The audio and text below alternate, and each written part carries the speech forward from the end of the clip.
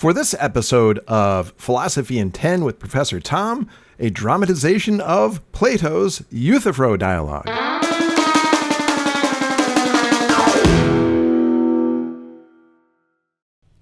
Where? Athens. When? 399 BCE. What? The trial and execution of Socrates.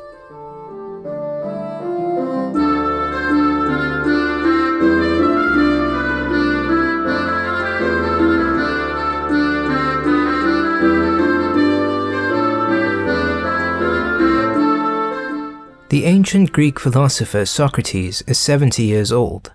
His actions over decades have drawn the ire of some of the most powerful and important people in the city, who now seek his death. They cannot kill him outright, however, so instead they bring charges against him, claiming that he has violated the laws prohibiting impiety. The penalty they seek? Death. Our main source for the story is a series of dialogues written by Socrates' follower, Plato.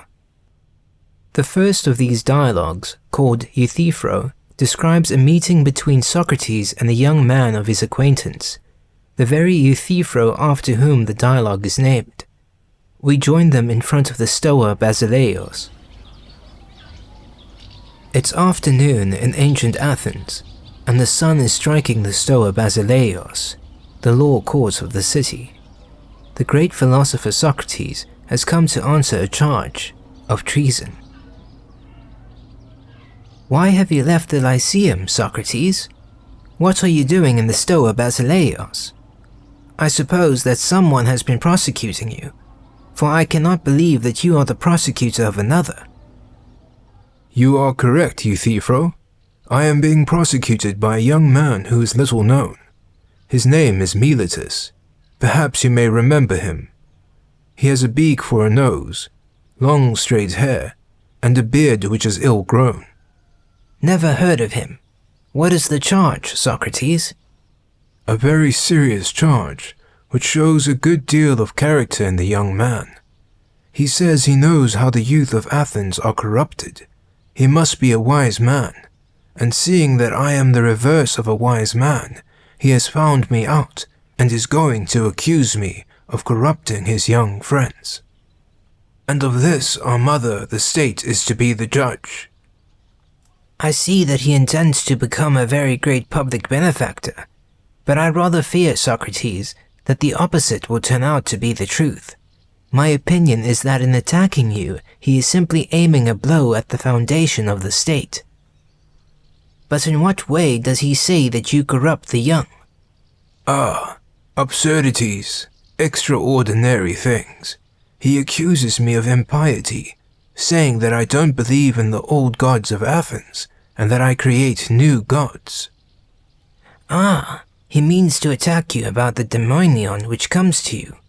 He is going to charge you as a neologian. Miletus knows that such a charge is readily believed, as I myself know too well. For when I speak in the assembly about divine things, and foretell the future, they laugh at me and call me mad. Yet every word that I say is true. They are but jealous of us. We should think nothing of them, and fight against such charges. And what are you doing in the courts of law, Euthyphro?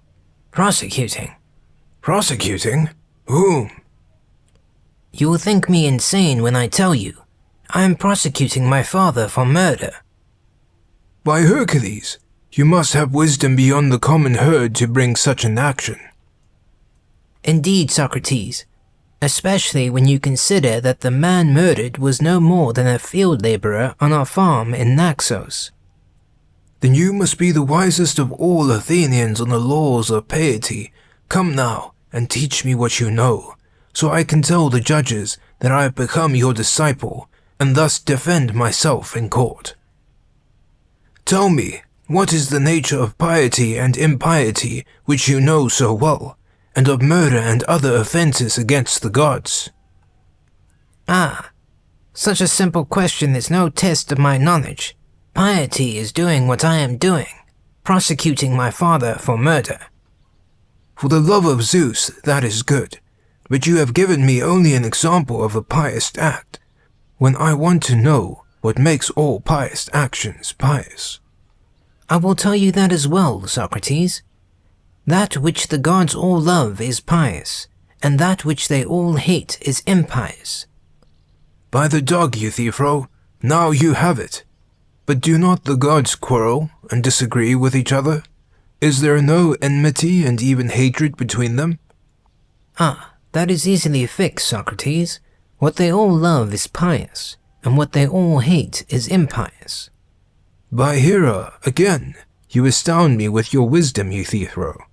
But let us consider this slowly, for I fear you have not told me of the essence of piety, but only an accidental attribute. I do not understand your meaning, Socrates. Euthyphro, when I ask you what is the essence of holiness, you tell me that it is what the gods love, but it is not their loving it that makes it holy. The gods love the pious because it is pious, but they don't make it pious. And thus it is pious for some other reason. But you still refuse to tell me what it is. By the goose, hide not your treasure, and tell me, what is the essence of piety? Socrates, I do not know. Whatever arguments we make seem to walk away from us. Euthyphro, you confuse me in my arguments with my ancestor Daedalus, whose statues were so lifelike they thought they were alive and would walk away. Yes, Socrates, you are a very Daedalus with words, and like his statues, I am in a hurry and must leave now. Ah, Euthyphro, you would abandon me and leave me in despair? You would leave me to my fate in court, with no knowledge of piety or impiety, unable to clear myself of the charges against me? By the dog and the rooster, Euthyphro.